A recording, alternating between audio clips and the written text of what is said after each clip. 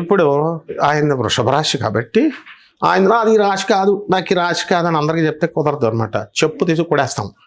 ఎందువలన ఎవ్వరు ఆయన జ్యోతిష్యమే రాదని, ఇప్పుడు మన గురువుగారు ఆయన మనకి చక్కగా చేబియ్యం మనం ఆయన చెప్పాడు, అసలు నీకు జ్యోతిషం వచ్చా ఫస్ట్ అసలు అని.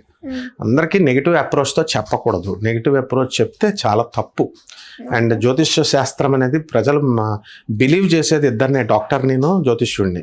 నేను నోరే అశుభం పెంటకుప్పలాగా నోరంస్తమాను చెడు అపశకునాలుగా వెళ్ళి, ఇప్పుడు యూట్యూబ్లో ఉన్న జ్యోతిష్కుడు ఎవడైనా సరే అపశకునాలే, నీకు ఇది ఉంది, నీకు గ్రహదోషం ఉంది, నీకు ఇప్పుడు జనం కూడా అలాగే తయారయ్యారు అనమాట. ఎలా అడుగుతారు, ఎవరిని పిల్లోడు పుట్టాడండి అంటే మంచి నక్షత్రం అది ఏదో చెప్పాడు అనుకో, ఏమైనా దోషం ఉందండి, ఏమైనా శాంతి చేయించుకోవాలని ఈడే అడుగుతాడు. ఈ గాడిద, ఈ జనం గాడిదలు అడుగుతారు. అందుకని శాంతి చేయించుకొని ఆ పంతులు గాడిదలు చెప్తారు. కాబట్టి ఈ రకంగా జ్యోతిష శాస్త్రాన్ని అంతటినీ కూడా చేసేయడం వల్ల డివోషనల్ ఛానల్స్ మీద నమ్మకాలు పోయినాయి, ప్రజలు వ్యూస్ తగ్గిపోయినాయి. అంటే పనికిమాలిన వాళ్ళందరూ వచ్చి చెప్పడం వల్ల ఏమైంది, పాండిత్యానికి శాస్త్రానికి విలువ తగ్గిపోయింది.